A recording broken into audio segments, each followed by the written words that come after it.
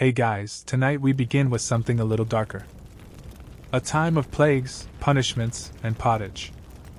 We're diving into what life was really like during the Middle Ages. Forget the castles and chivalry Hollywood sold you. The truth, you probably wouldn't last a single day. So, before you get comfortable, take a moment to like the video and subscribe, but only if you genuinely enjoy what I do here. And let me know in the comments where you're tuning in from, and what time it is for you. It's always fascinating to see who's joining us from around the world. Now, dim the lights, maybe turn on a fan for that soft background hum. And let's ease into tonight's journey together. Congratulations, you've just woken up in the year 1325. The good news, you're alive. The bad news, so are the fleas. Your bed is a half-rotted straw mattress stuffed with bugs and hay that smells like a barn floor because it was a barn floor 3 months ago. There's no memory foam, no pillows, and definitely no Egyptian cotton sheets. Just a wool blanket that hasn't been washed since last winter, and now weighs roughly as much as a small cow from the accumulated grime. You blink awake as the church bell clangs in the distance. It's the medieval version of an alarm clock, only louder and somehow even less merciful. Your home is a wooden hut with one room, no windows, and a charming open-concept floor plan where your family, livestock, and domestic insects all share the same space. The smell, oh, it's a fragrant symphony. A subtle blend of stale beer, human sweat, goat, and something you pray isn't mold, but know in your soul probably is. Scented candles haven't been invented. And even if they were, they just melt on your dirt floor. You try to stretch, but immediately regret it because the air is freezing and your joints ache. You're 22 years old, which in medieval terms is roughly middle-aged. Your spine cacks like an old wooden door, and your knees sound like a bag of rocks being shaken by a confused peasant. Getting out of bed is a gamble. The floor is either wet from last night's rain, which leaks through the thatched roof, or crusty from something your neighbor's chicken did. Either way, your bare feet are now part of the ecosystem. Oh, and privacy. What's that? Your entire family and maybe a random cousin who just never left are waking up beside you. There's no bedroom, no curtains, no me time, just communal everything. Welcome to morning in medieval Europe, where you're never truly alone because parasites, rodents, and 8 other people are always with you. And this is just how your day starts. It only gets worse from here. So, you've managed to crawl out of your medieval haystack of horrors. Congrats. Now nature calls. And it's not calling politely. It's screaming. Here's the part where you start missing the modern bathroom. There's no toilet, no seat, no toilet paper, no flush, not even a mildly resentful plunger in the corner. In the 14th century, relieving yourself is an adventure, a social experiment, and often a small public event.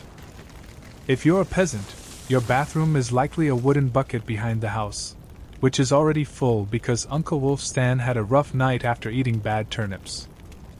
The smell is biblical.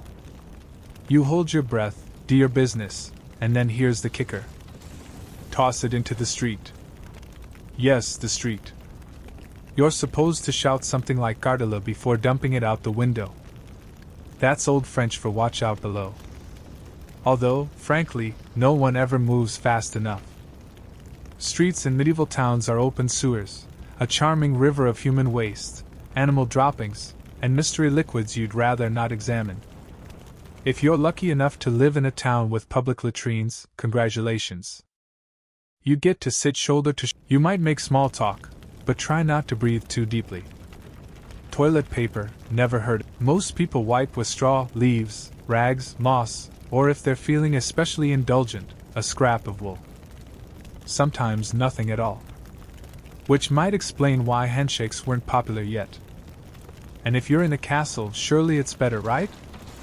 Well, sort of.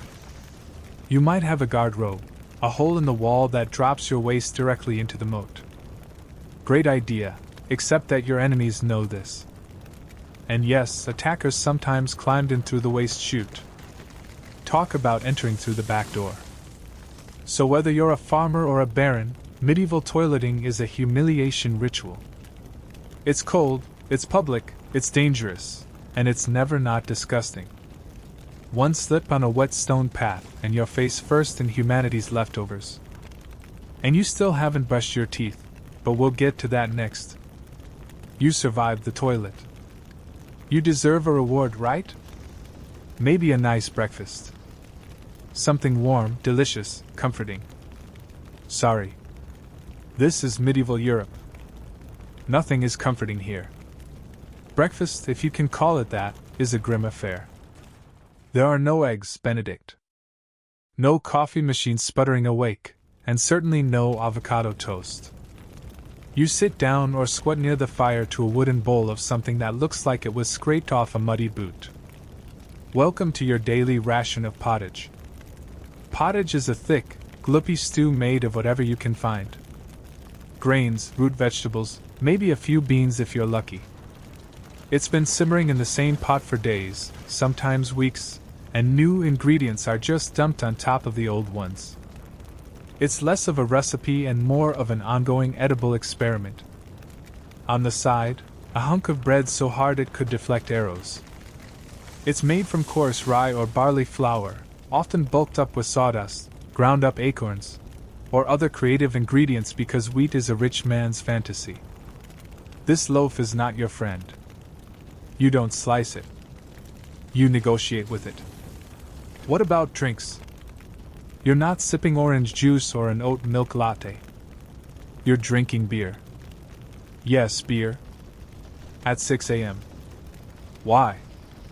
Because the water is teeming with parasites and filth.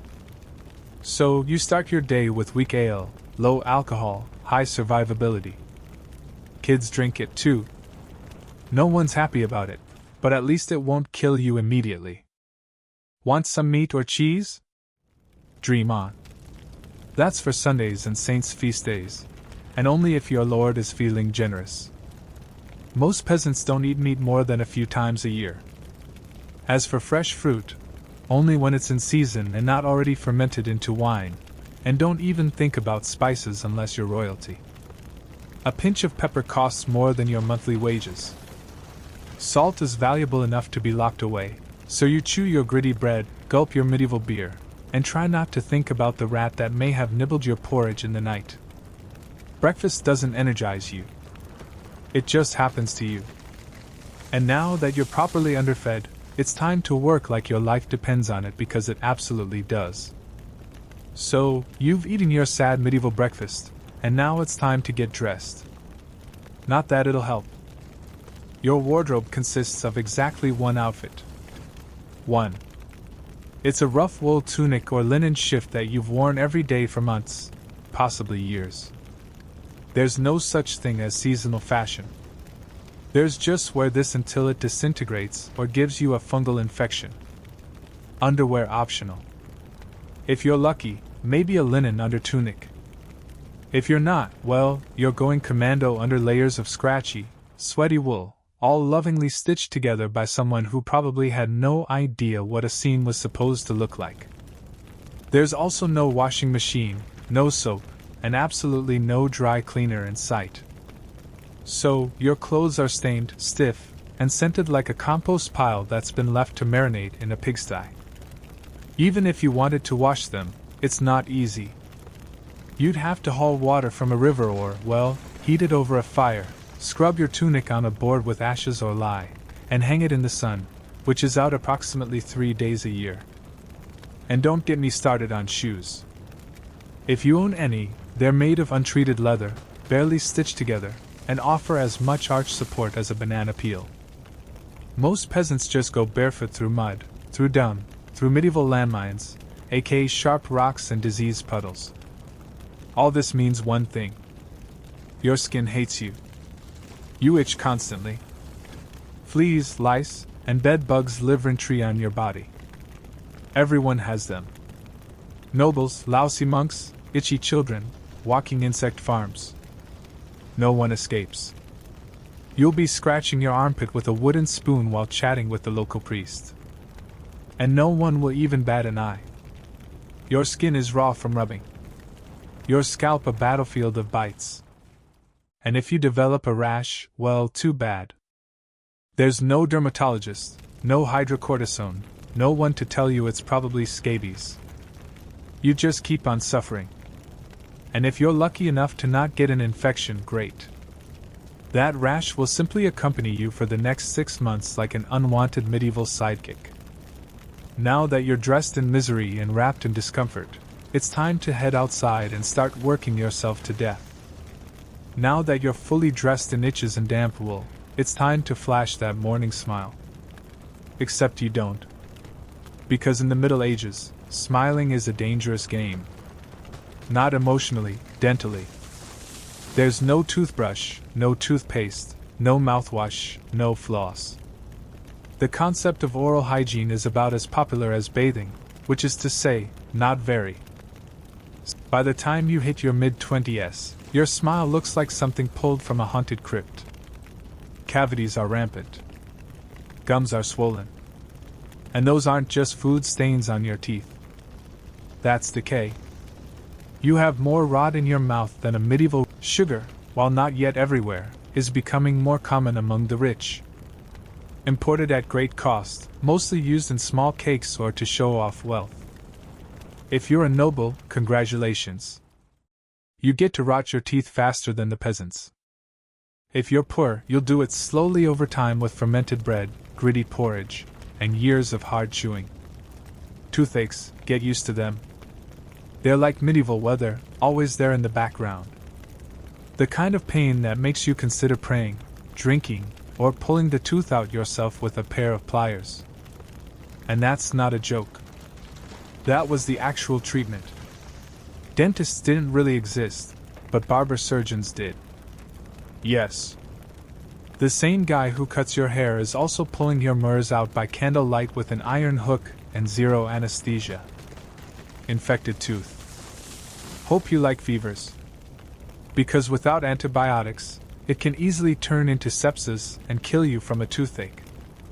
That's right. The same thing that sends us to a pharmacy today could be your funeral in the 1300s. And there's no relief on the social front either. Kissing, good luck. Halitosis, bad breath, is everywhere. If you're single, you're not judged by your smile. You're judged by your land and your livestock. In short, your mouth is a battlefield. And it's losing the war. Now that your teeth are throbbing, let's head outside. Because your real job, the one that will break your back, is just getting started. Time to head to work. Except there's no office, no desk, no coffee break, and no chance of promotion. Your job, if you're like 90% of the population, is simple. Don't die while laboring for someone else's comfort. You're a peasant. Congratulations.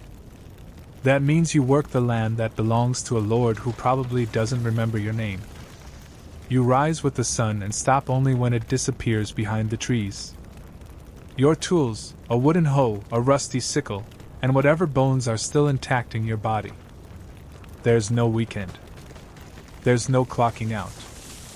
There's only sunrise to sunset, 6 days a week. Sunday is off, but only if you're not harvesting, fighting off raiders, or praying feverishly for your infected toe to stop turning black. The work is brutal. Fields are plowed by hand or with oxen, if you're rich enough to afford one. You dig ditches, sow seeds, pull weeds, and carry water until your spine begins to resemble the letter S. No one cares if you're tired. No one's asking how your mental health is doing. If you're a woman, surprise. You don't just do field work. You also care for children.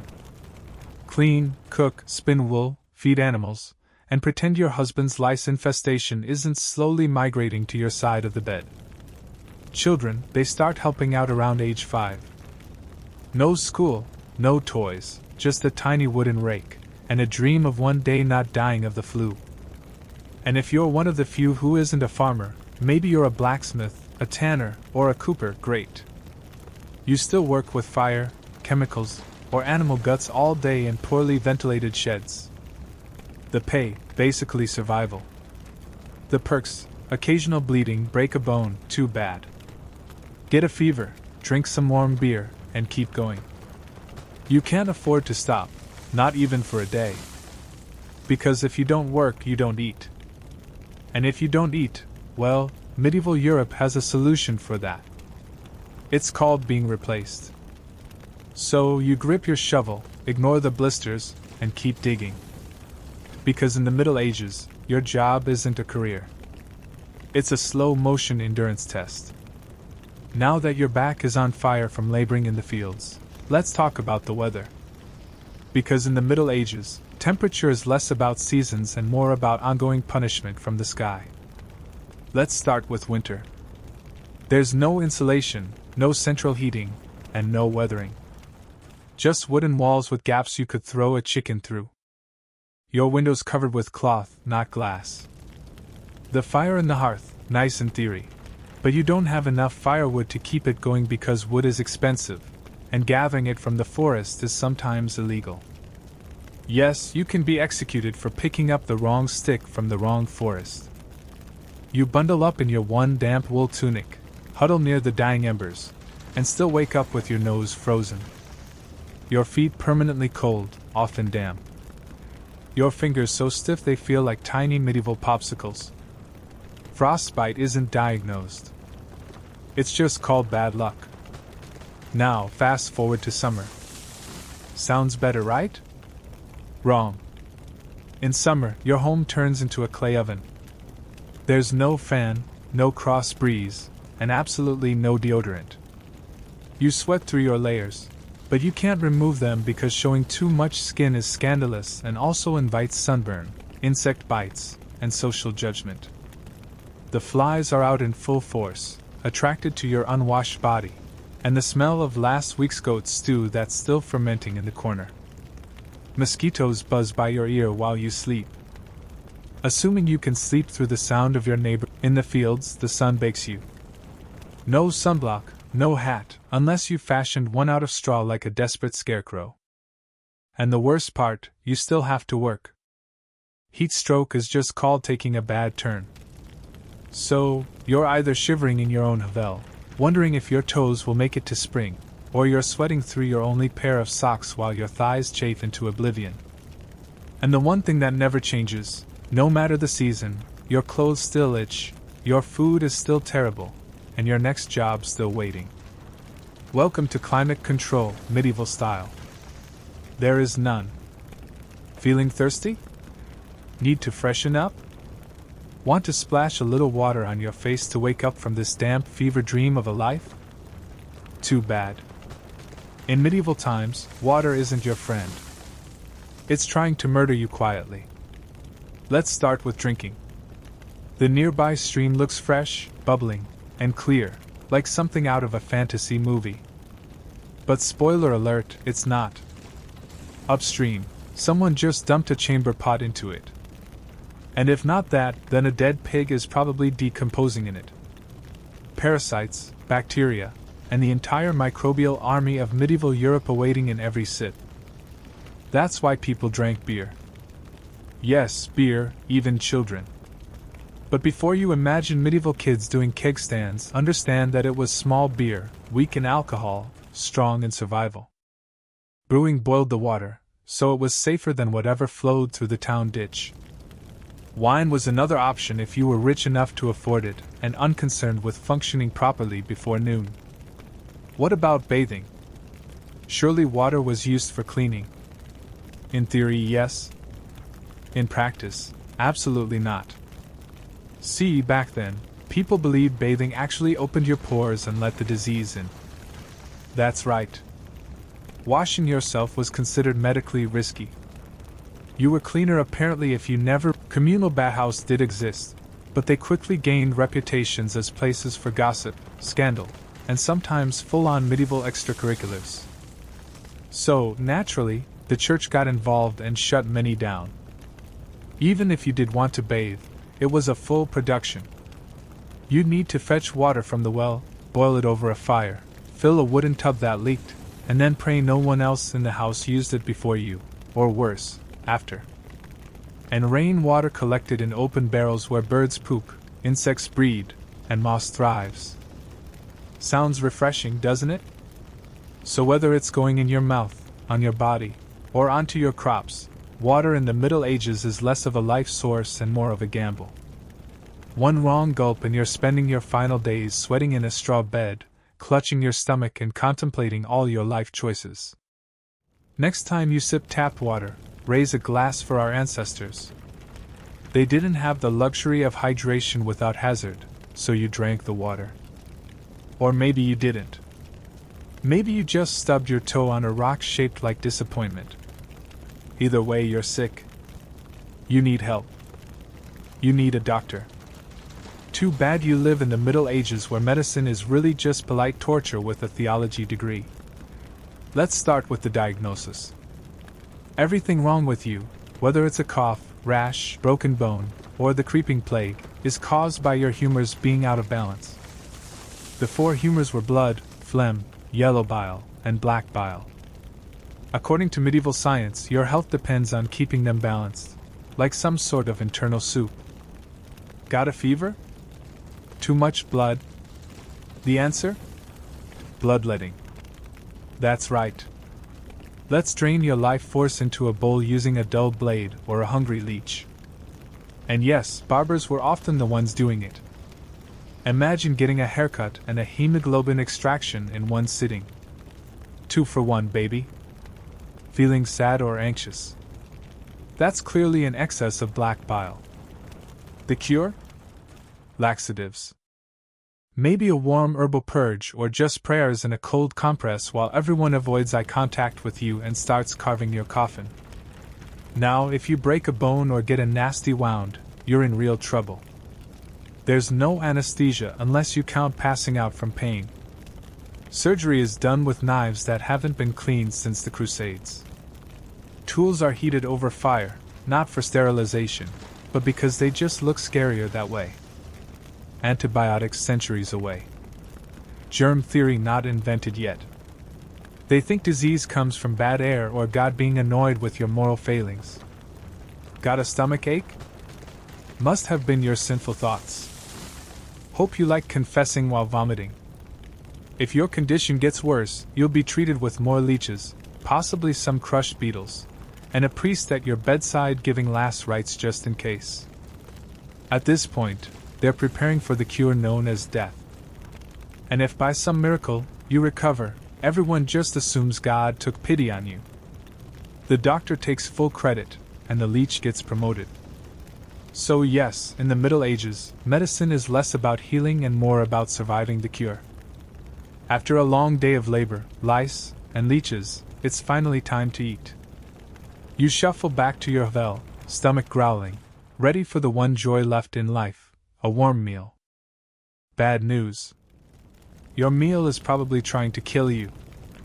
Let's begin with the basics. Food preservation doesn't really exist.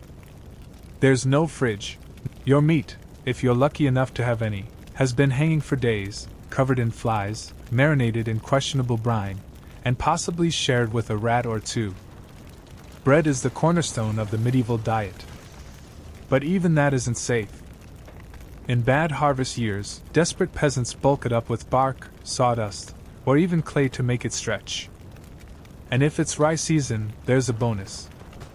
Ergot, a fungus that causes convulsions, hallucinations, and sometimes death. It's like eating bread laced with LSD and tetanus. Vegetables, only if they're in season. And you know what's always in season? Turnips. So many turnips. Boiled, mashed, or floating in pottage. Which, if you remember from Chapter 3, is basically a hot swamp of mystery ingredients that's been simmering since your great-grandfather's funeral. Fruit might be available in the fall, but it rots quickly, and sugar is rare, expensive, and hoarded by the rich to show off their blackened teeth. Dairy is another gamble. Fresh milk spoils in hours. Butter and cheese fare better, but they're loaded with bacteria. People eat them anyway because frankly it's either that or chew your Buddha leather. And let's talk about seasoning. Spices like pepper, cinnamon, or nutmeg. worth more than gold. For the average peasant, flavor comes from onions, salt, if you're lucky, and pain. Most meals taste like wet burlap sprinkled with sadness. But food isn't just a health hazard. It's a political one. Game animals belong to the Lord, not you. Caught poaching a rabbit, you could be fined, imprisoned, or even executed. That's right. Your dinner could get you hanged. So, as you sit down to eat your gray stew by flickering firelight, remember every bite is a risk. But you eat anyway. Because in the Middle Ages, food doesn't nourish. It tests you. It's evening now. You've worked, suffered, and barely digested your suspicious stew. You might think the day is winding down, but don't get too relaxed because God is watching. So is the priest, and so is your neighbor Agnes, who will absolutely rat you out if you miss Mass. In medieval Europe, religion isn't just part of life. It is life. The church controls your calendar. Think of it as your spiritual landlord. And you're always behind on rent. Every day is structured around prayer bells. The town church bell rings in the morning, noon, and night. Not because people need reminders, but because missing prayer is a sin. Forget to bow. Sin. Eat meat on a Friday. Sin. Think about your neighbor's wife in that one dream. Double sin. And yes, hell is very real. Vividly real. Priests describe it in glorious detail. Rivers of fire, lakes of boiling blood, demons with pitchforks, and eternal wailing. If the plague doesn't scare you, eternal damnation definitely will. You can't read the Bible yourself because it's written in Latin, a language reserved for monks, clergy, and that one noble kid who's too good for dirt. You rely on the church to interpret everything for you. That means if the priest says your crop failure is because you didn't pray hard enough, well, time to kneel harder. Tithes, a tenth of everything you own, are mandatory. If you grow wheat, you give wheat. If you raise chickens, you give eggs. If you have nothing, congratulations. You're spiritually bankrupt and financially doomed. Holidays, they're holy days. Dozens of them. And while they offer breaks from labor, they're not for fun. Therefore, attending Mass, fasting, confessing sins, and reminding yourself that joy is a dangerous indulgence. Questioning the church is dangerous, heretics are burned, witches are drowned, blasphemers are flogged, and skeptics are quickly reformed. So you go through the motions. You chant. You bow. You pray that your soul, after enduring this dirt-covered life, might finally land in paradise, assuming the priest likes you. Because in the Middle Ages, God may be merciful. But the church, not so much. If you thought being a medieval peasant was rough, try doing it as a woman. All the filth, famine, and fear, plus childbirth, subservience, and social invisibility. In the Middle Ages, being a woman is like being on hard mode with no health potions and no restart button. From birth, a girl's life path is pretty much locked in. Marry young, bear children, serve your husband, die tired. Education, not likely. Unless you're from a noble family and sent to a convent, your intellectual development stops around the time you learn how to churn butter and patch a tunic. Marriage happens early. Really early. It's not weird to be betrothed at 12 and pregnant by 14. It's not about love. It's about land, livestock, and alliances. Your opinion not required. Once married, you're basically your husband. Your job is to produce heirs, feed everyone, keep the house running, and not complain. Because complaining might get you branded a nag or worse, a witch. That label comes with a complimentary drowning or burning, depending on local fashion. Childbirth is a death lottery. There's no prenatal care, no sterile tools, no anesthesia. Midwives do their best, but even minor complications can mean death for the mother, the child, or both. Some women survive 10 pregnancies. Many don't survive, too. But don't worry, once the baby is out, your work increases. Now you have a screaming infant in a lice-ridden hut, and you're expected to nurse, cook, clean, and still help in the fields. You don't get a break. You are the break for everyone else. If you're unmarried, you're suspicious. If you're widowed, vulnerable. If you're outspoken, dangerous. Women who didn't conform were often accused of witchcraft, especially if they had herbal knowledge, a strong personality, or just looked at someone funny on a rainy Tuesday. Even in the church, your role is limited. Nuns lived under strict rules. No speaking without permission, no freedom of movement, and your spiritual worth always ranked below men. In short, if you're a woman in the Middle Ages, you're expected to endure, obey, reproduce, and suffer in silence, ideally while smiling. Because even in a time of universal suffering, women were somehow expected to suffer gracefully. So far, you've battled filth, starvation, social injustice, and possibly a goat. But just when you think your day can't get any worse, here comes violence. Loud, bloody, and often completely acceptable by medieval standards. Let's be clear, the Middle Ages were not peaceful. The idea of law and order mostly meant hope the local lord isn't in a bad mood. Violence is everywhere. In the home, in the streets, on the battlefield, in church disputes, and sometimes in line at the communal bread oven, crime is common, punishment is brutal, and justice is more performance art than protection. Steal a loaf of bread, you could lose a hand, accused of lying, your tongue might get pierced, gossip too much, meet the scold's bridle, a metal mask strapped to your head with a bar in your mouth. For correction, of course. Let's say you're accused of something serious. Heresy, theft, witchcraft. How do you prove your innocence? By being tortured, obviously. Welcome to trial by ordeal. One version, you stick your hand in boiling water to retrieve a stone. If it heals without infection in 3 days, you're innocent. If not, you're guilty. Another option, you're tossed into a river. If you sink, you're innocent and probably dead. If you float, you're guilty and will be punished anyway. It's like a medieval game show where the prize is survival and the host is actively rooting against you. And if you're sentenced to death, executions are performed in front of cheering crowds, hangings, beheadings, burnings. Sometimes people bring snacks. It's the medieval equivalent of cable TV. Domestic violence completely normal. Husbands were allowed, even expected, to discipline their wives and children. Street fights commonplace. You could be beaten just for looking the wrong way at a noble's horse. And war always simmering. Local feuds, territorial disputes, religious crusades. Someone's always marching off to stab someone else in the name of honor, God, or boredom. Violence isn't a breakdown of society, it is society. Everyone lives with the constant knowledge that life is fragile, justice is arbitrary, and your neighbor might bash your head in over a pig.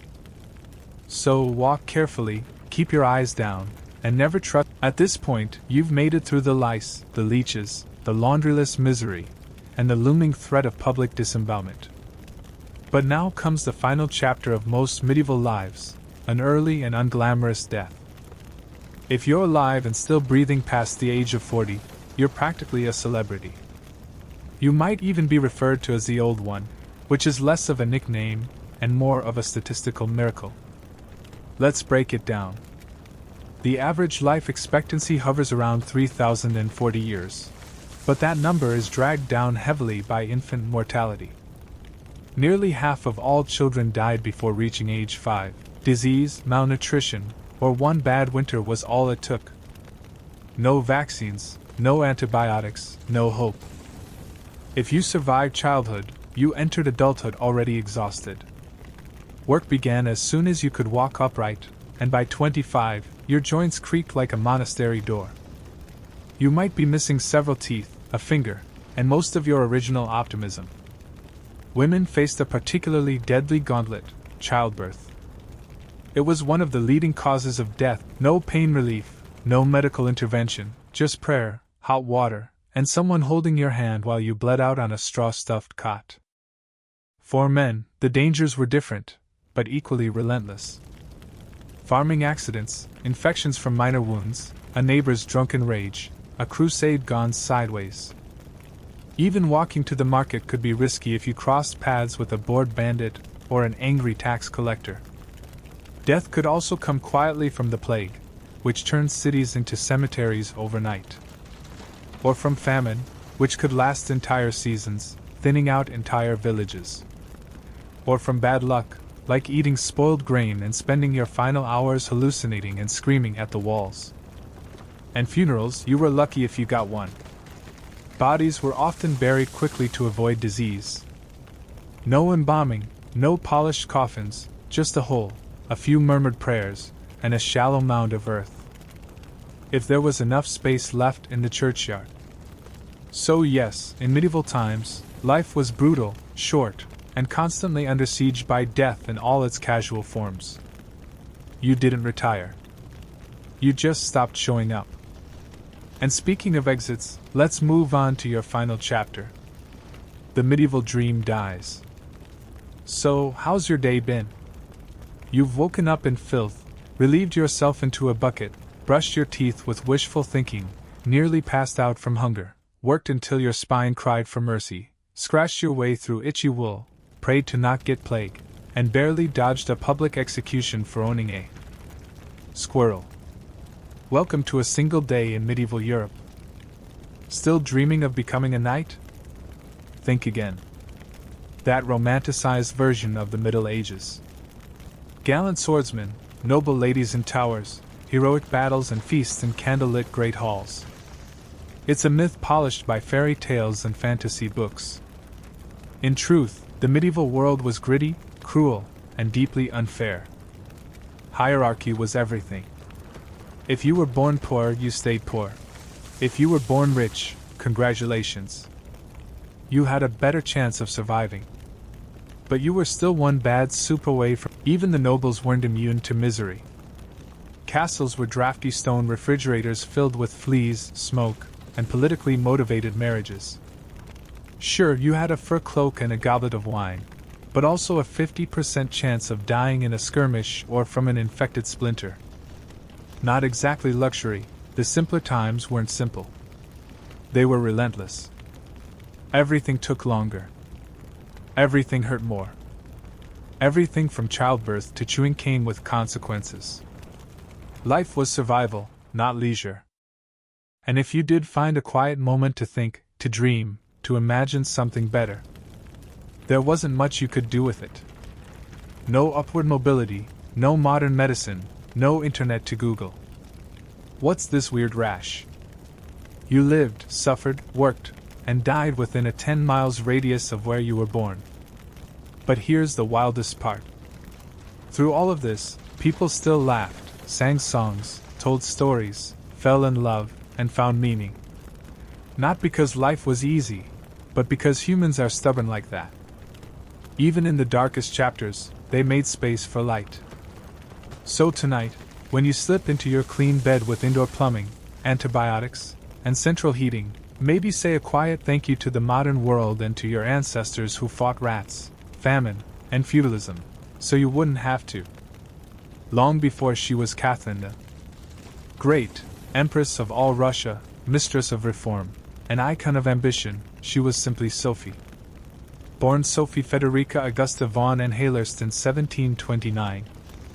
She was the daughter of a relatively obscure German princely family. Her tiny duchy in Pomerania offered little in terms of power. But Sophie herself. She had something no title could provide.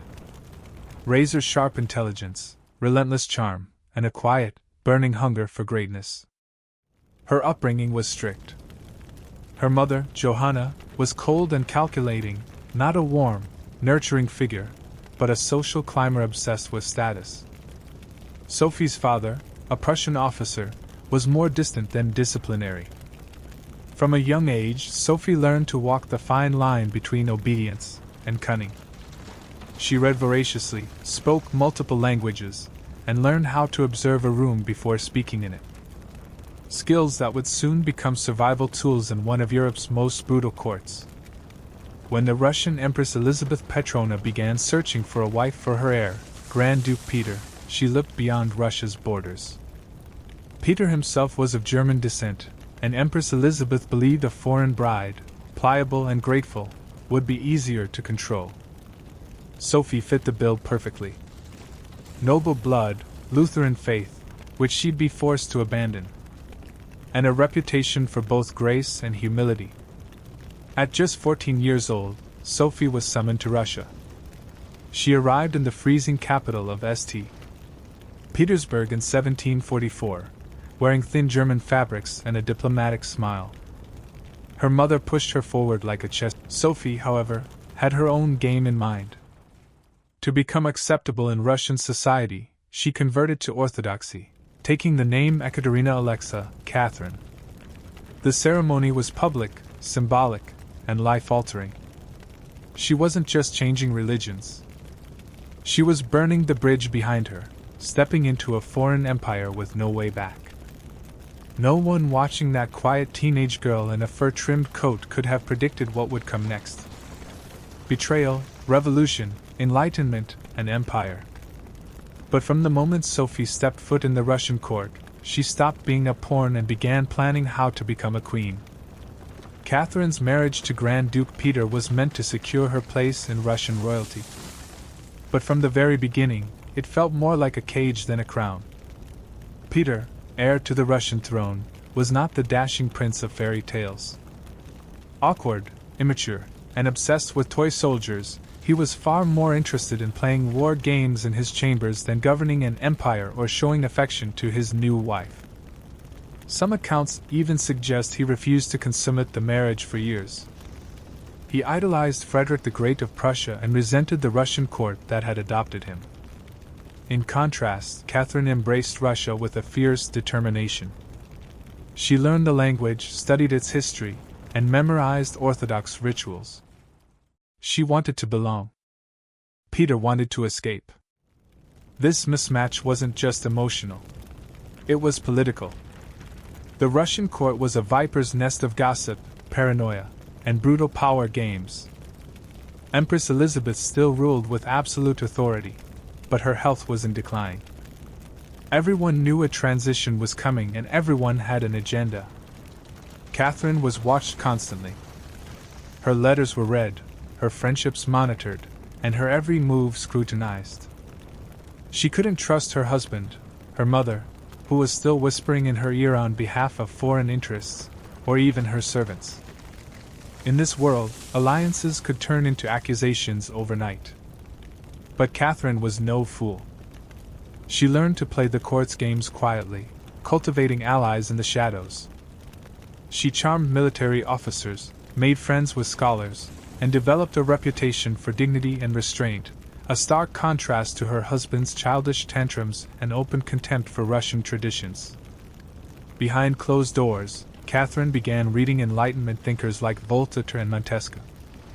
While others saw her as a young consort, she was building a vision, not just for herself, but for Russia, a nation of strength, education, and reason. But there was one problem. The longer Peter lived, the longer Catherine remained in limbo, a powerless wife to a man unfit to rule. So she waited, observed, and planned. She knew the Russian throne wouldn't be inherited.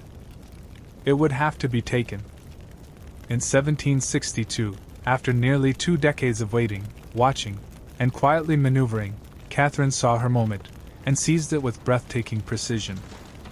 Empress Elizabeth had died, and Peter, now Peter III, was finally Tsar. But his reign began unraveling almost immediately.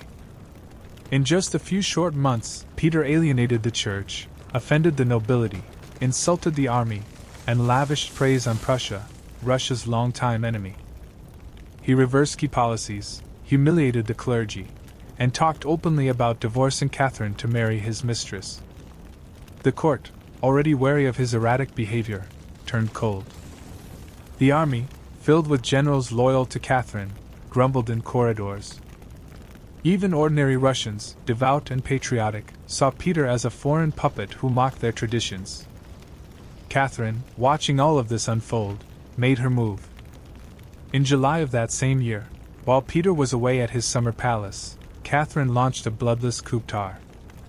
Supported by key military officers, including her lover, Gregory Olaf, and his influential brothers, she rode through St. Petersburg in full regalia, was proclaimed Empress Catherine II, and won the allegiance of the powerful Imperial Guard.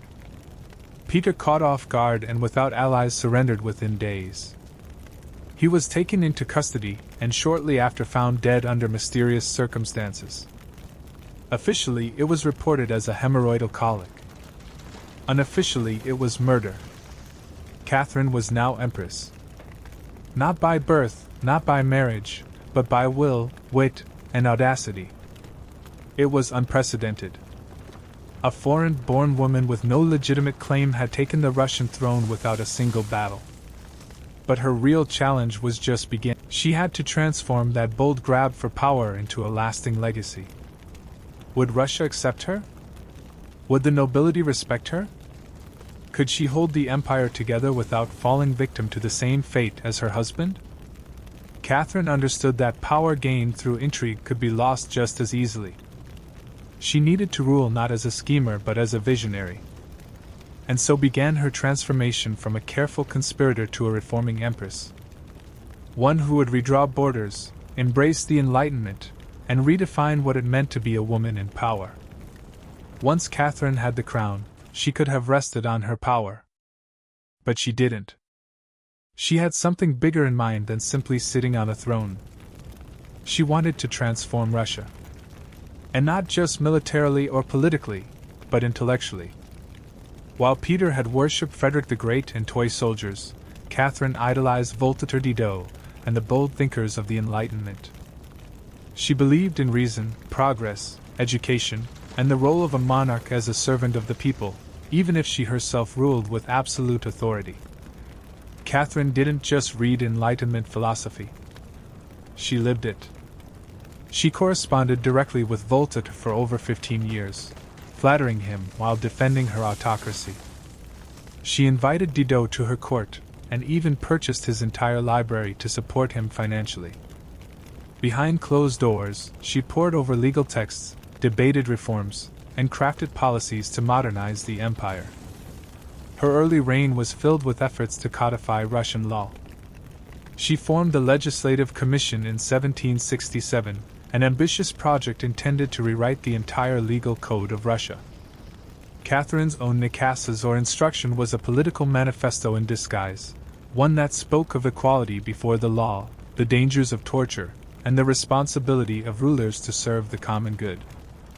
For an empress in 18th century Russia, it was radical.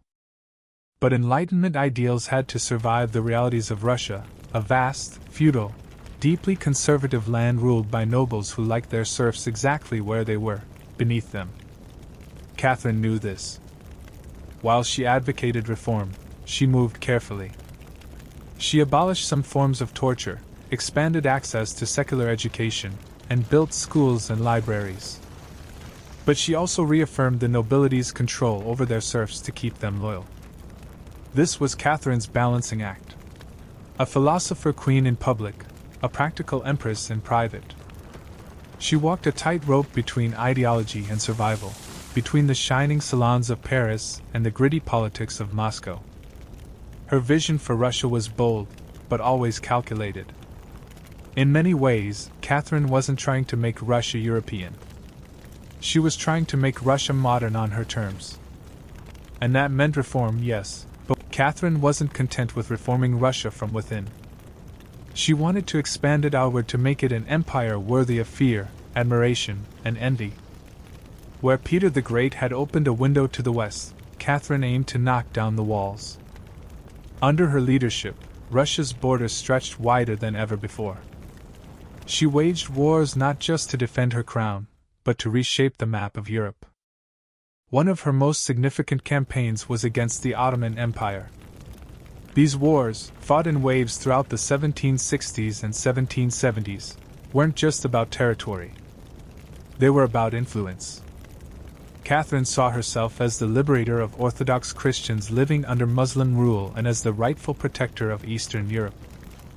Under generals like Alexander Suvorov and Gregory Pampin, Russia captured key regions including Crimea, the northern coast of the Black Sea, and access to warm water ports, something Russian czars had coveted for generations. These victories weren't just military, they were symbolic. With each conquest, Catherine sent a message. Russia was no longer the distant backward cousin of Europe. It was a continental force. She also turned her gaze westward. In a series of deals and diplomatic maneuvers, Catherine participated in the partitions of Poland, carving up the struggling Polish-Lithuanian Commonwealth along with Austria and Prussia. By the end of the Third Partition in 1795, Poland was erased from the map and Russia claimed vast new lands and millions of new subjects. But Catherine didn't just conquer with armies. She also colonized with ideas. New cities were built. Trade routes were expanded. German settlers were invited to cultivate Russian farmland. The empire became a mosaic from the icy Baltic to the sun-drenched shores of the Black Sea. And through it all, Catherine remained the central force, reading reports, issuing orders, and personally overseeing the shape of her expanding empire. Critics would accuse her of being power-hungry, even imperialistic. But to Catherine, expansion wasn't ambition. It was destiny. A great ruler, she believed, was measured not just by ideas, but by borders. She didn't just want to rule Russia. She wanted to remake it as a civilized empire, feared by its enemies, respected by its peers, and loyal to her alone. For all her brilliance and power, Catherine the Great was just as famous for what went on behind palace doors. And no, not all of it was whispered in libraries. Catherine's private life became one. She had lovers, not just one or two, but a carefully curated parade of them. She didn't hide them. In fact, she often rewarded them with titles, estates, and pensions if they behaved well. If not, they were quietly dismissed, sometimes with a polite thank you and a promotion. Among the most important of these lovers was Gregory Pampin, a man as brilliant as he was bold. Their relationship blurred the lines between romance, politics, and partnership. Some historians believe they may have even married in secret. Together, they shaped military campaigns, colonization projects, and the transformation of southern Russia. Pyomkin wasn't just a lover.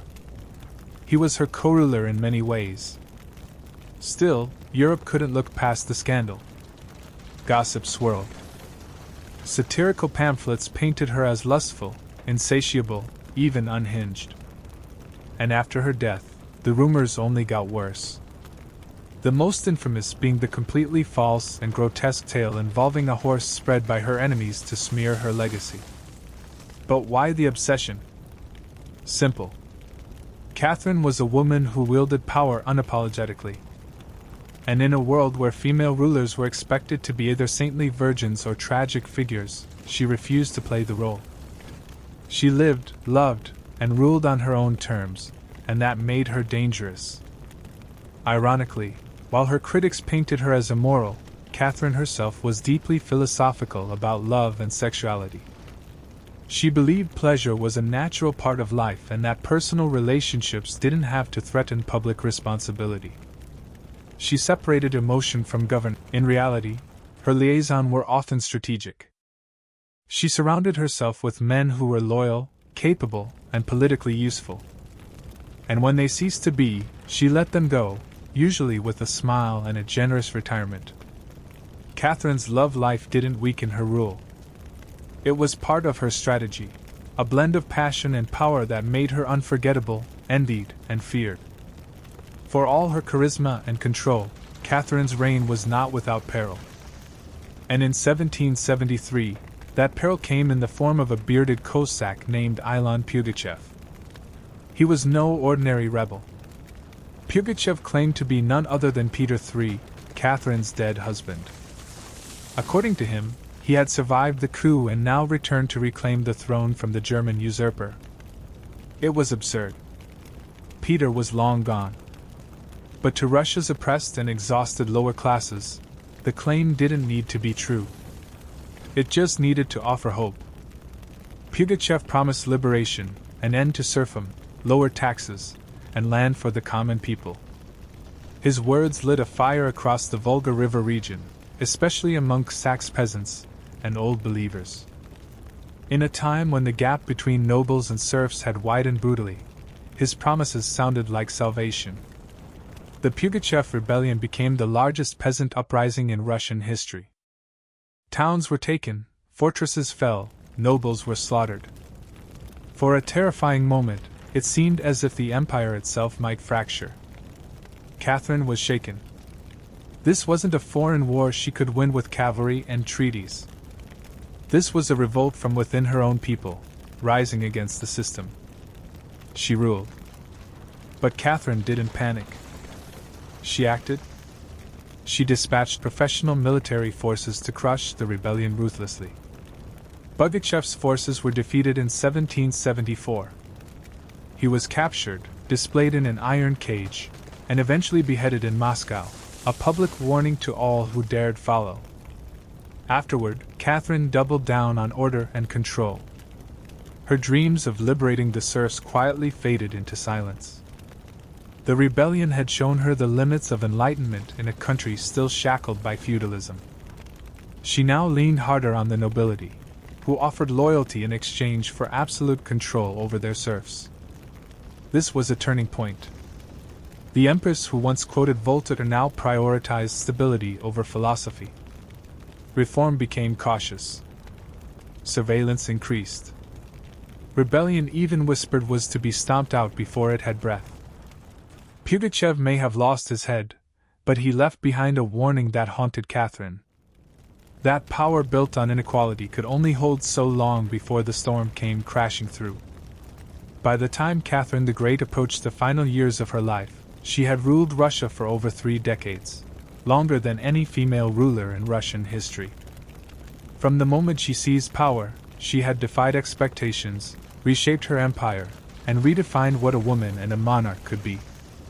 Under Catherine's reign, Russia became a true European powerhouse. Its these weren't just military wins. They were strategic pivots, securing warm water ports and reshaping trade. But her legacy wasn't only drawn on maps.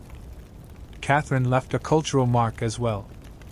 She helped found the Hermitage Museum, amassed one of the greatest art collections in Europe, and corresponded with the greatest minds of the Enlightenment. Her court became a center of sophistication, art, and intellectual ambition. In a country often viewed as backward by Western Europeans, Catherine put Russia firmly on the cultural map. She modernized education, founding schools for girls, and promoted the printing of books. She introduced smallpox inoculation to Russia, even publicly receiving the vaccine herself, an act of scientific bravery in her time. Yet, her reign was also one of contradictions. While she admired Enlightenment ideals, in fact, she extended serfdom deeper into Russia's territories.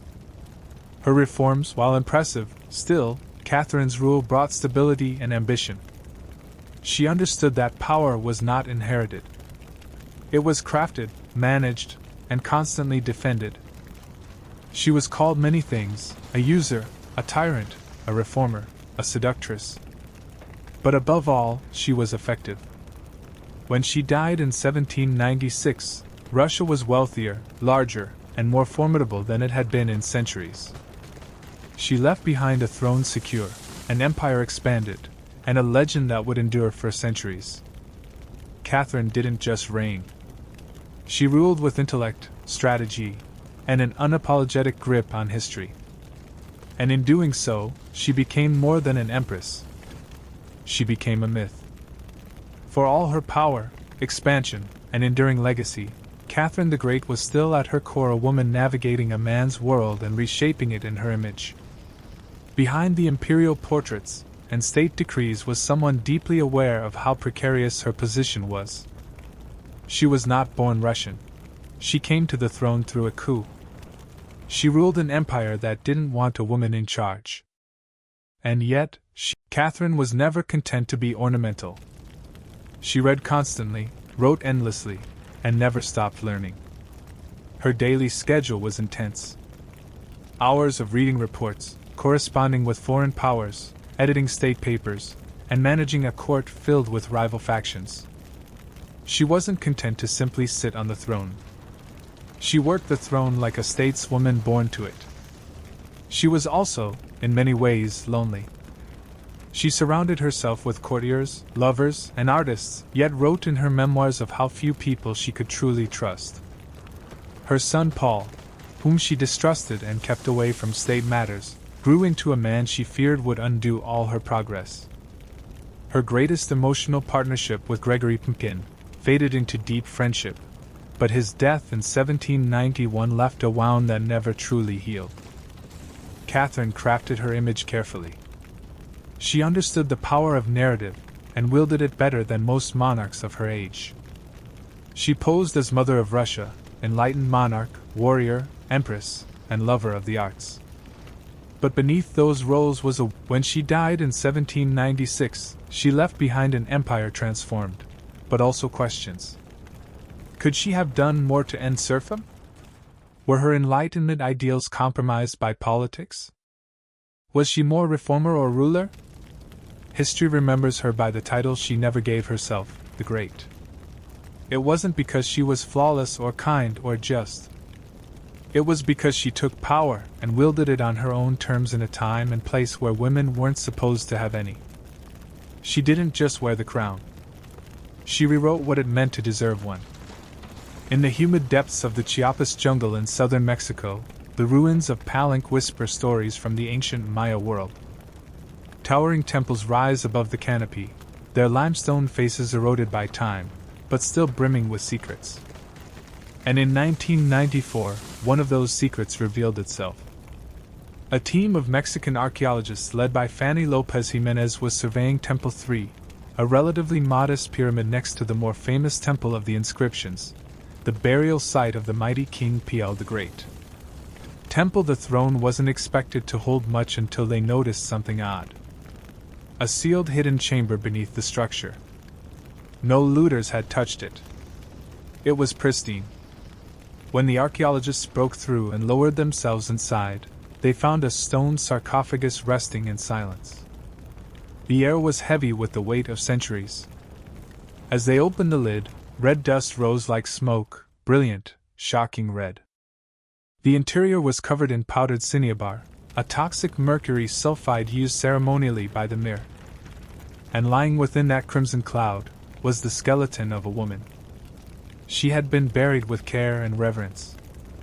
Her bones were fragile but intact, her skull still wearing a jade mask, and her body surrounded by rare offerings, necklaces, diadems, ear spools, all crafted from jade and shell.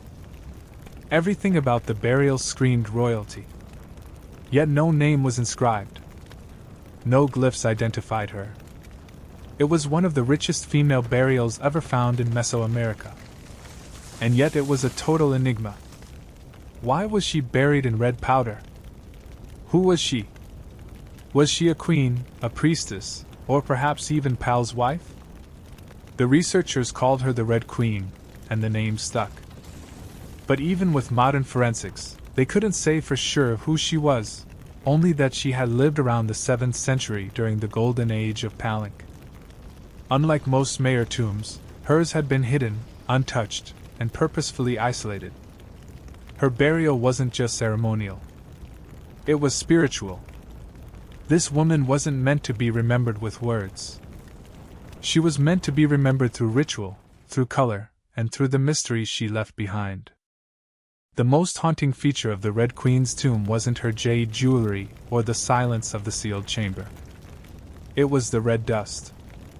A thick layer of powdered cinnabar covered everything. The sarcophagus, the walls, her bones, even the offerings around her. It clung like blood to stone.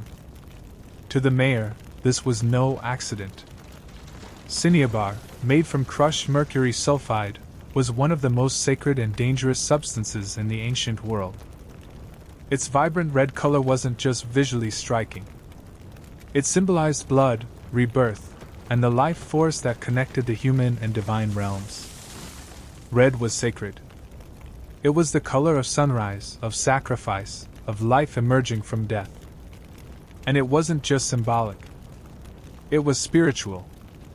Covering the dead in Cinnabar was a ritual meant to transform the body, preserving it not for eternity, but for transition. In Maya belief, death wasn't the end. It was a passage, a crossing into another cosmic layer. And so the Red Queen, whoever she was being prepared not just for burial, but for deification. But there's another layer to this. Cinnabar is toxic. Repeated exposure can lead to mercury poisoning, tremors, hallucinations, even death. The mayor likely didn't understand the chemistry, but they felt its potency. It was volatile, powerful, dangerous. To bathe the corpse in it was to declare this person was no ordinary mortal. In Palenque very few were buried with Cinnabar. Pal the Great, the mighty king whose pyramid dominates the site, was one. His body, like hers, was also saturated in the red powder. That detail alone drew speculation. Was the Red Queen his wife, his mother, or someone of equal divine status? Her skull had been placed on a layer of jaguar skin, another sacred symbol. Around her, bone needles, obsidian blades, and miniature jade figurines hinted at rituals performed either during her life or in her honor at death. Every part of her burial told a story without words. A story of power cloaked in secrecy. A woman prepared to cross into the underworld, not in silence, but in ceremony, drenched in the color of sacrifice. Surrounding the Red Queen's crimson-drenched remains was a world of silence, broken only by the gleam of jade, shell, and obsidian. These were not mere ornaments. They were offerings, each one carefully chosen to accompany her on the journey to the Maya afterlife, the Xibalba. At her sides were jade necklaces, heavy and cold, their polished surfaces still radiant after 300 years underground. Jade was not just beautiful. It was sacred. The Maya considered it a symbol of eternal life. It represented the green of maize, the vitality of the jungle, and the breath of the gods. Only the elite were buried with jade. For the Red Queen, it covered her chest, wrists, and ears. A clear sign that in life she wielded influence, perhaps even divine favor. One of the most haunting objects was the Jaduri mask placed delicately over her face. Unlike the golden death masks of Egypt, this one was subtle, constructed from dozens of tiny mosaic tiles arranged to mimic the contours of her skull. The mask served a ritual function to protect the soul, to preserve identity, and to present her as divine in the eyes of the gods. Scattered near her bones were bone needles, obsidian blades, and shell artifacts. These could have been tools of ritual or symbols of her status as priestess, healer, or royal matriarch. One bone pin was engraved, faint but purposeful. A small echo of her voice lost to time. At her feet and along the edges of the tomb were ceramic vessels, still sealed, likely once filled with offerings. Food, drink, or incense to sustain her spirit beyond death. The mayor believed the afterlife was a journey, dangerous, layered, filled with challenges. These items weren't luxuries. They were necessities. To modernize, the tomb feels intimate, not overloaded, but intentional. There was no gold, no chariots, no pomp, just items chosen with spiritual weight. It was a map for the soul. Through these treasures, we glimpse how the mayor understood death, not as finality, but as a transition of power. The Red Queen wasn't buried to be forgotten. She was being prepared to ascend. For all the grandeur of her tomb, the Red Queen left behind one haunting void. No name, no inscriptions adorned her sarcophagus. No glyphs on the walls identified her. She was clearly someone powerful. But who? From the moment her tomb was opened, scholars began trying to connect the dots. The most compelling theory that the Red Queen was Zakbu Aar, the wife of Kinich Janab Pal, known today as Pal the Great, the most famous ruler of Palenque. Zakbu Aha was more than just Pal's consort. She was born into nobility and married into Palenque's royal dynasty at a young age. She bore at least 3 sons, all of whom held high status, and she played a key ceremonial role during her husband's reign. If anyone could be buried with such honor, it was her. Supporting this theory was the tomb's location, just a few feet away from Pal's own grand burial and temple of the inscriptions. The proximity suggested, and then there's the Cinnabar. Only two, Pal and the Red Queen. It's unlikely this was coincidence. But here's where the mystery deepens. DNA tests were conducted on both sets of remains in hopes of confirming the connection. But the results inconclusive. The woman's bones showed no direct maternal link to Pal. But that didn't rule out a spousal relationship. After all, marriage does not require shared blood. Some have argued she could have been Sekuk, Pal's powerful mother who ruled Palanque before he came of age. Others suggest she may have been a high priestess, or a sister, or a royal ancestor whose name has simply been lost to history's erosion. Still, the evidence points most strongly to Taku Ao, a queen by title, a mother of kings, and a spiritual counterpart to Pal. The lack of a name may not be an oversight. It may have been intentional. In Maya cosmology, the soul lived on not through monuments, but through ritual, symbol, and the whispers of the earth. And so, the Red Queen remains suspended between legend and truth. A woman who ruled, remembered not in stone, but in scarlet and silence. To understand the Red Queen, we must understand the world she came from. A world where Maya women, especially in Maya civilization, politics was often a family affair. Royal women weren't merely passive consorts. They were diplomats, priestesses, and power brokers. They conducted rituals, sponsored temples, and played crucial roles in maintaining dynastic legitimacy. Their bloodlines were political capital used to forge alliances and secure claims to the throne. Take Sekuk, for example, the mother of Pal the Great. When the throne of Palanque was left vacant, she took power herself and ruled as queen regent until her son came of age. She wasn't a placeholder. She was a ruler in her own right, issuing decrees and overseeing construction projects. Without her, Pal may never have risen at all. And she wasn't an anomaly. Across the Maya world, in places like Yakilan, Nanzhou, and Calakmul, inscriptions show women performing major ceremonies, engaging in warfare diplomacy, and sometimes ruling outright. They were often portrayed in stele and murals, dressed in elaborate headdresses and regalia, standing beside kings as equals, or sometimes above them.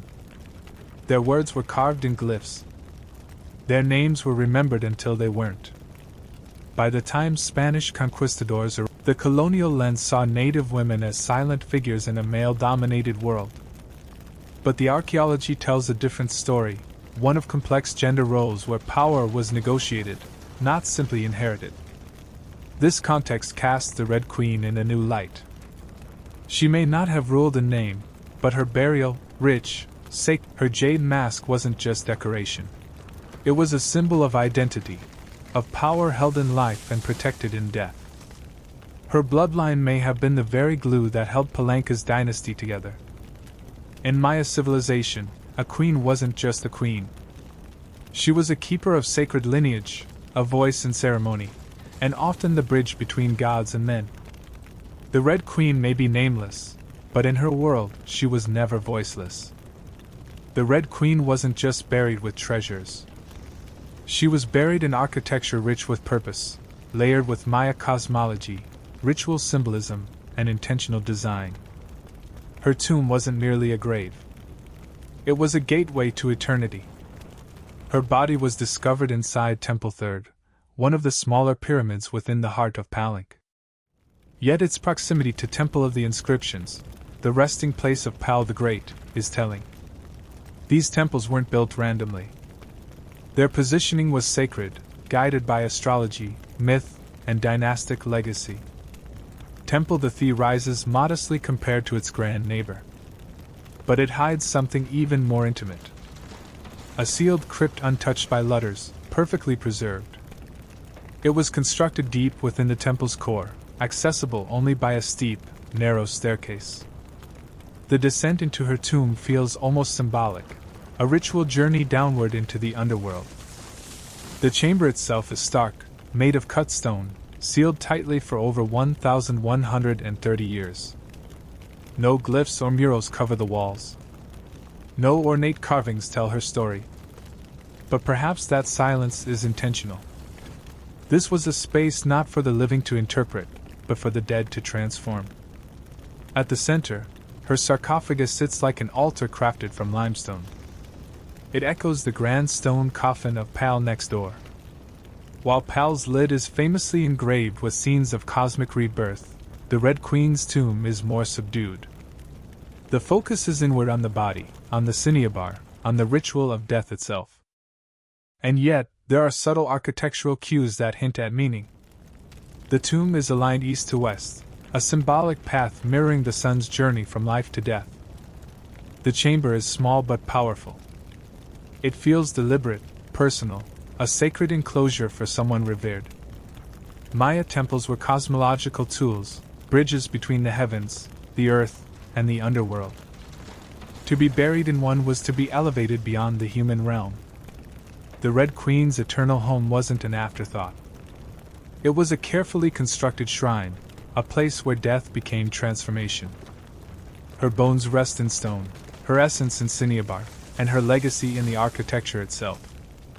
A temple that speaks without words, telling us she mattered. To the ancient Maya, death wasn't the end. It was a threshold, a sacred passage into the underworld known as Xibalba. And for someone like the Red Queen, this crossing was not only spiritual. It was political, cosmological, and deeply ritualized. Burial rituals were carefully choreographed events rooted in myth and meant to guide the soul through the treacherous layers of the underworld. Maya texts and iconography tell us that Xibalba was no peaceful afterlife. It was a maze of darkness, rivers of blood, trials, and gods of death. Only those properly buried, ritually prepared, and spiritually equipped could make the journey successfully. The Red Queen was buried, wrapped in cinnabar, encased in stone, and surrounded by offerings. All signs of an elite burial. But there's more. The presence of bone needles and obsidian blades in her tomb hint at auto-sacrifice rituals.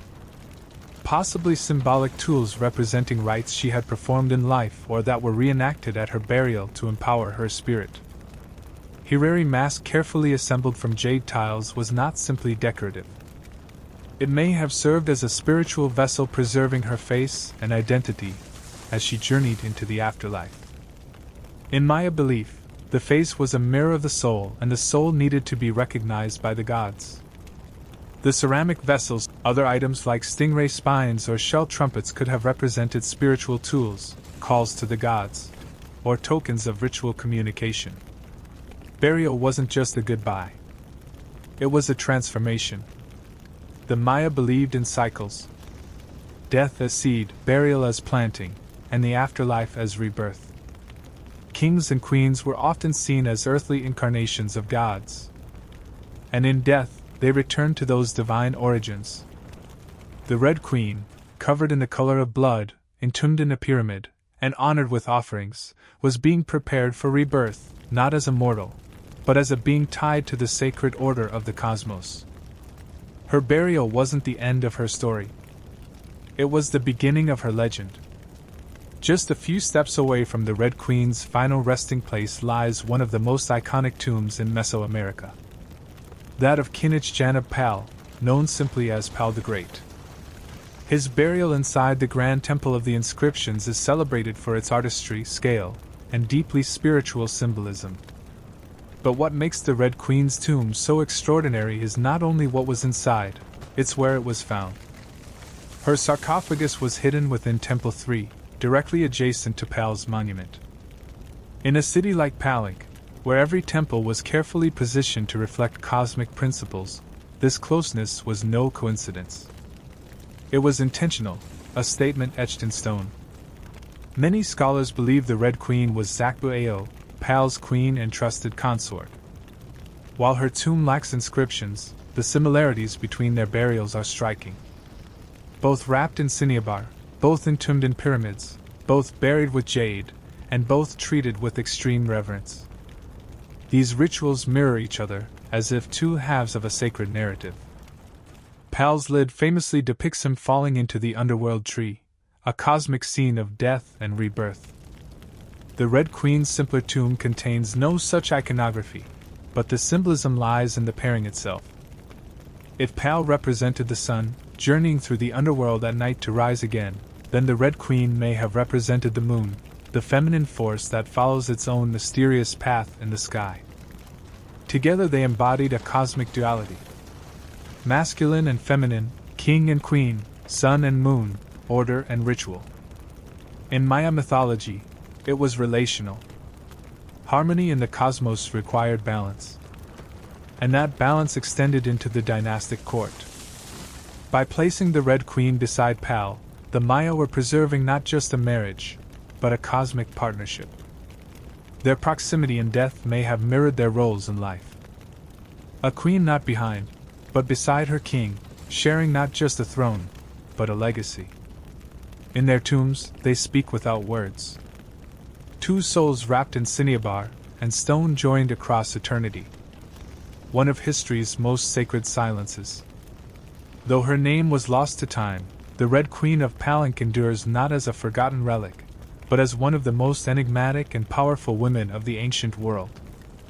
Her tomb, sealed for over 1,300 years, now whispers across centuries, inviting questions that echo louder with every discovery. She represents a mystery that still resists full understanding.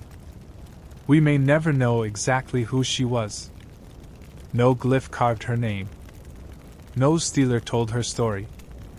And yet the care in her burial, the richness of her offerings, the symbolism of her crimson-drenched bones, all speak of a woman profoundly important, not merely as a wife or consort, but as someone who held real influence, spiritual weight, and royal blood. Today, the Red Queen forces us to reevaluate assumptions. She's a reminder that in the ancient Maya world, women were not silent. They led rituals, governed cities, and shaped dynasties. While kings like Pal have long taken the spotlight, the Red Queen's reemergence reminds us that power did not belong to men alone. It flowed through mothers, queens, her legacy is more than the treasures she left behind. It's the conversation she started among archaeologists, historians, artists, and storytellers. Every jade bead, every layer of cinnabar, every architectural choice in Temple tells us something deliberate. This woman mattered. And perhaps that's the most extraordinary part of her story. Not what we know, but what we still don't. The Red Queen teaches us that history isn't just a collection of facts. It's a living puzzle, a shared human longing to connect with the past.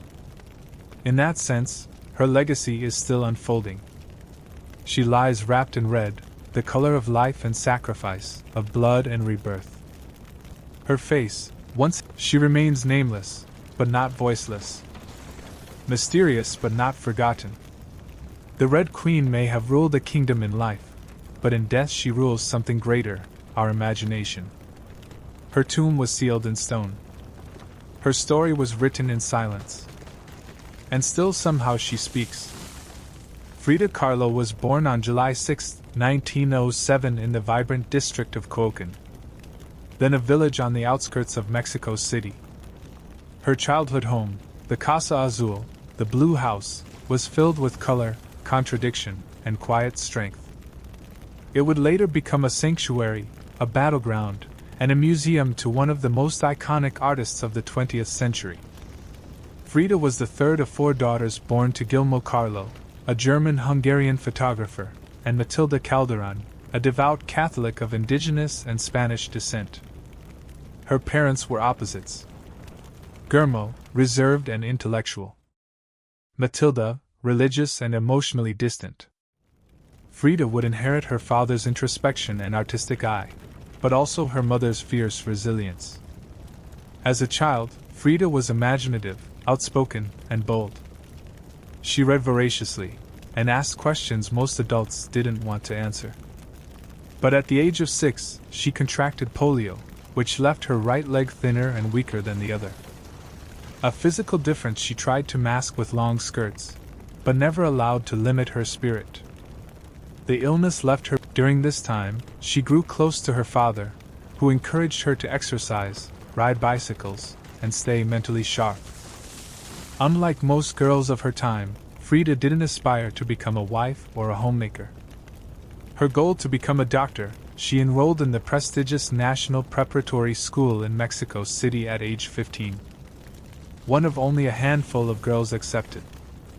There she stood out not just for her intelligence but for her rebellious wit, radical thinking, and unique sense of style. She joined a group of young intellectuals known as the Cachuchas who debated philosophy, literature, and politics. Frida was drawn to revolution, to ideas that challenged tradition. But even in those early years, before the bus crash that would define her body and before the fame that would define her legacy, Frida Kahlo was already painting herself into the world with sharp edges, unapologetic ideas, and an identity too big to fit inside anyone else's expectations. She wasn't just growing up in Coyoacán. She was preparing to remake herself entirely. On September 17, 1925, Frida Kahlo's life was split in two. The girl she had been and the woman she was forced to become. That afternoon, she boarded a wooden bus with her boyfriend, Alejandro Gomez Ares, after school. They were laughing, teasing each other, and probably arguing. Frida never did anything halfway. But moments later, the bus collided with a streetcar, and in an instant, her future unraveled into pain, metal, and silence. The crash was horrific. The streetcar crushed the bus against the wall, splintering wood, and flinging passengers. Frida was impaled by an iron handrail. It entered her left hip and exited through her pelvis. Her spinal column fractured in 3 places. Her right leg shattered. Her foot dislocated. Her collarbone and ribs broke. Her shoulder was dislocated. Her abdomen was pierced. She was just 18 years old. A man covered her with a borrowed overcoat. Someone else noticed her body was sparkling, not from blood, but from the gold powder she had been carrying in a pouch. It had exploded on impact, dusting her broken form in what looked like glittering ash. Frida was taken to the Red Cross hospital and underwent numerous surgeries over the following months. She spent weeks in a body cast. The future she'd imagined of becoming a doctor slipped further away with every passing day. But in that stillness, something began to stir. Her father gave her brushes. Her mother rigged a special easel to hang above her bed. A mirror was placed on the canopy so she could see herself. And there, lying, first out of boredom, her first subjects were her own reflection, because she was all she had. But what emerged wasn't vanity. It was survival. The crash had broken her physically, but it had also opened a door. A door into her own mind, her own body, and eventually into the surreal language of pain and identity that would define her art. The girl who wanted to heal others now began healing herself, one brush stroke at a time. As Frida Kahlo lay encased in plaster and steel, a body fighting itself with every breath, she began to paint. What started as a form of therapy soon became a language. And that language was, Frida didn't paint pretty flowers or polite landscapes. She painted pain, her pain, physical, emotional, and existential. Her first subjects were self-portraits, not because she was vain, but because, as she famously said, "I paint myself because I'm so often alone, and because I am the subject I know best." Her early works were small in scale, painted on tin or wood panels inspired by Mexican retos, devotional paintings meant to tell stories of suffering and miracles. Frida turned this tradition inward. Her body became the canvas. Her emotions became the altar. She painted herself as split, as pierced, as bleeding. In one painting, she is impaled by nails like a modern-day martyr. In another, she floats in a barren landscape, tethered to a broken column, a metaphor for her shattered spine. She painted herself weeping, fractured, decapitated, and bare, but never passive. Always watching. Her pain was not sanitized. She painted the ugliness of trauma with beauty, defiance, and even humor. Each piece was a reclamation of her body, her experience, and her identity as a woman in a world that often tried to define her. But Frida wasn't just telling her story. She was inventing a new kind of visual narrative. One that blended Mexican folk art, surrealism, medical illustration, and symbolism. Her paintings became dreamlike autopsies of her soul, framed in color, culture, and myth. By the time she recovered enough to walk again, albeit painfully, Frida was no longer the girl who had wanted to be a doctor. She was an artist, and her art was unlike anything anyone had seen. She had taken the worst thing that had ever happened to her and turned it into a source of creation. Frida Kahlo didn't just paint her pain. She made the world look at it, and in doing so she turned suffering into a sacred act of self-expression. In 1928, still recovering, still painting and just 21 years old, Frida Kahlo met the man who would become the most profound and turbulent relationship of her life, Diego Rivera. He was 20 years her senior, already Mexico's most famous painter.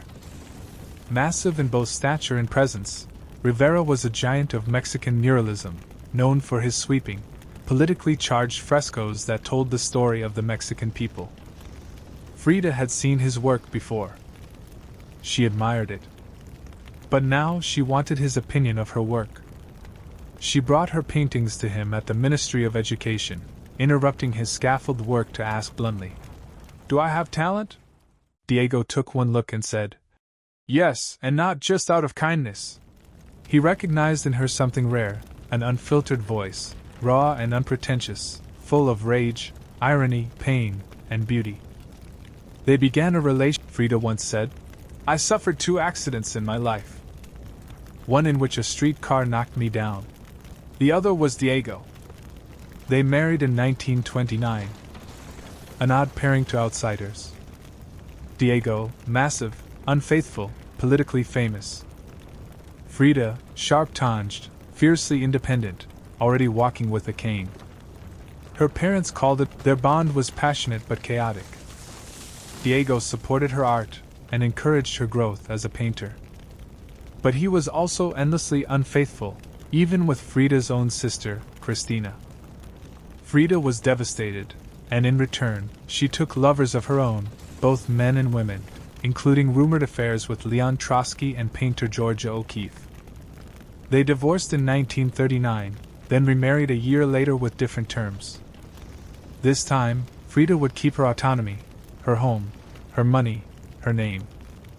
Their second marriage was less about traditional love and more about creative partnership and mutual understanding. Despite the betrayals and the heartbreak, Diego remained a constant force in Frida's life. He challenged her. He wounded her, but he also believed in her as an artist, as a revolutionary, and as a woman who could redefine what painting could be. Together, they were not peaceful, but they were legendary. In the 1930s, Frida Kahlo followed Diego Rivera on a journey north to San Francisco, Detroit, and New York as he completed high-profile mural commissions. These years abroad brought her face to face with American industrialism, wealth, and the contradictions of capitalism, and they left her with deep political discomfort. Frida was a proud Mexican nationalist, a committed communist, and an admirer of indigenous traditions. The opulence she witnessed in the United States, especially while the Great Depression ravaged much of the country, only deepened her sense of disillusionment. In letters home, she mocked the culture's materialism and obsession with appearances. She missed the grit, color, and contradiction of Mexico.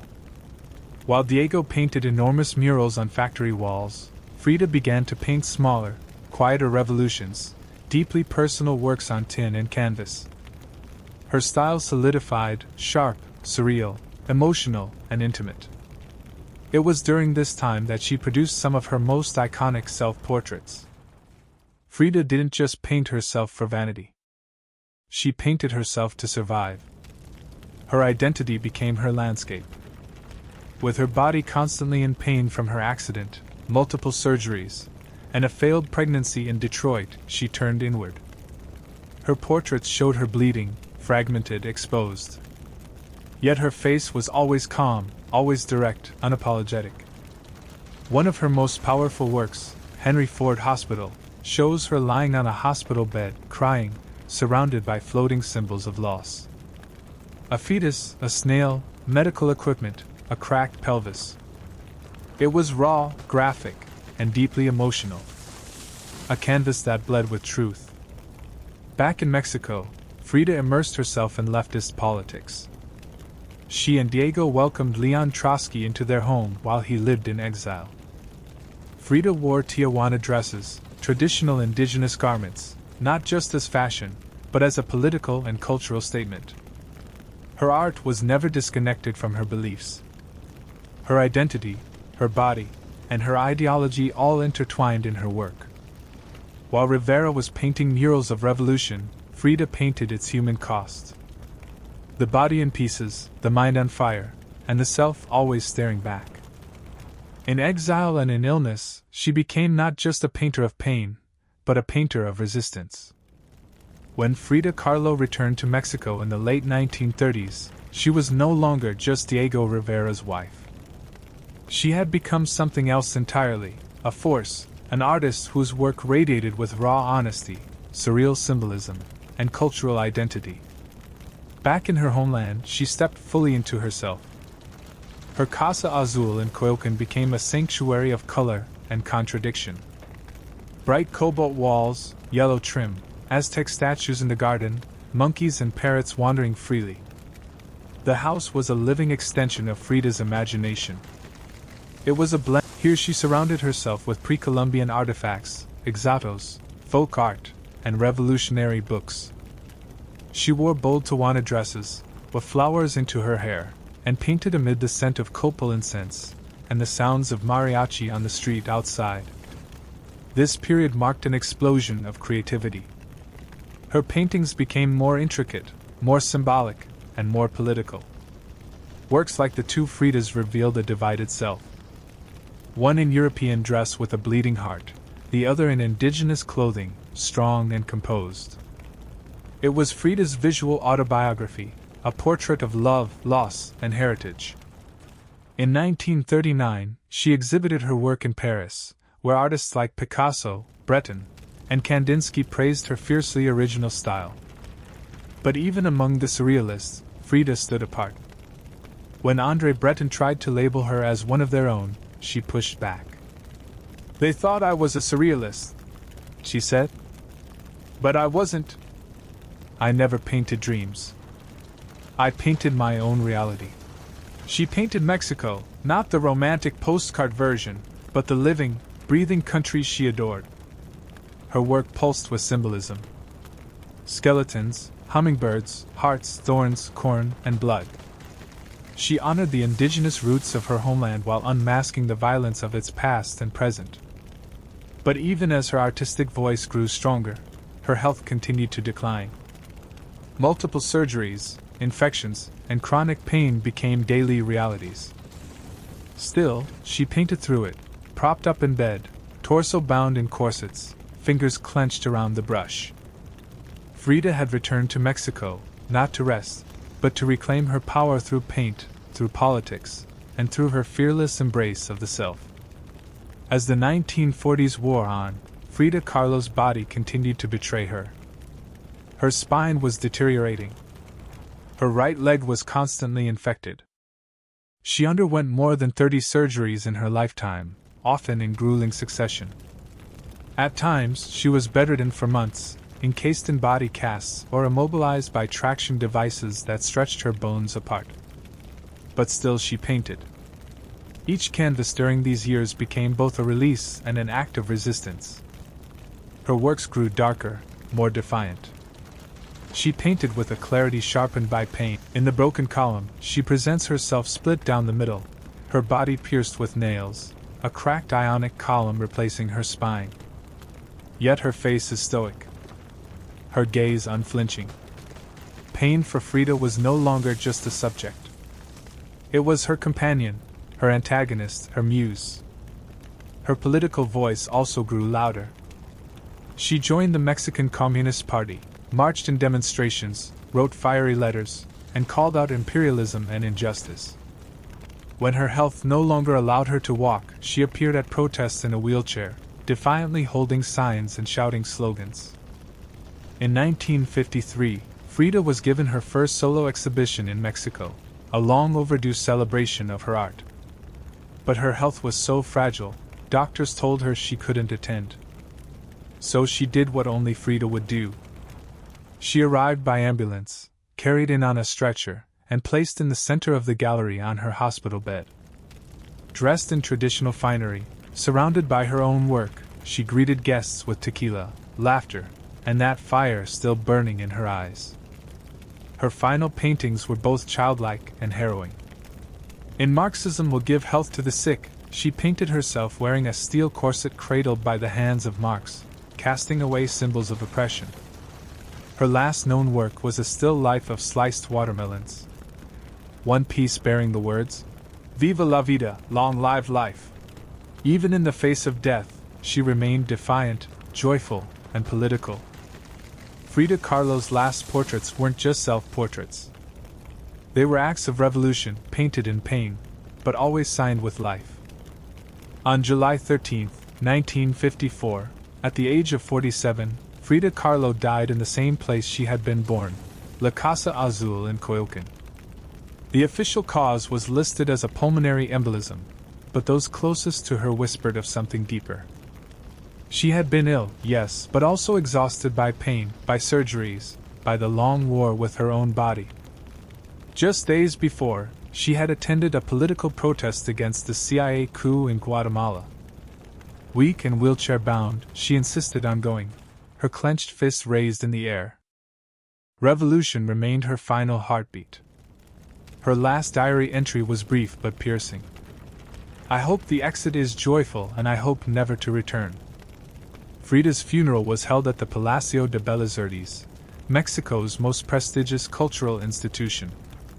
Her body, draped in the red flag of the Mexican Communist Party, was watched over by friends, family, artists, and revolutionaries. Diego Rivera was inconsolable. He called her the greatest love of his life, even as his betrayals had nearly broken her. But in the years that followed her death, something extraordinary happened. Frida Kahlo refused to disappear. At first, her name was whispered only in art circles. Her works weren't easy to categorize, too political for surrealists, too surreal for traditionalists. But slowly her image, her story, and her defiance began to resonate. Through the 1970s and 1980s, as feminist scholars and activists reclaimed forgotten voices, Frida's became louder. She wasn't just a painter anymore. She was a symbol of pain turned into beauty, of feminism born through resistance, of Mexican identity celebrated without apology, of queerness, disability, revolution, and authenticity. Her face, unibrow gaze, flowers in her hair became iconic. Her home became a museum. Her diary became a sacred text. And her paintings now hang in the world's greatest museums. Frida Kahlo had lived much of her life in Diego's shadow. But in death, she stepped forward. She didn't just leave behind paintings. She left behind a mirror and dared us all to look. Not with pity, not with fear, but with fire. Today, Frida Kahlo's face is everywhere. Printed on t-shirts, paint, her signature unibrow, her flower-crowned hair, her direct gaze, all instantly recognizable. But what makes her legacy powerful isn't just that people know her face, is that they recognize the truth behind it. Frida didn't try to be flawless. She didn't fit into boxes. She wasn't conventional, and she didn't care to be. In a world that demands perfection, she gave us realness.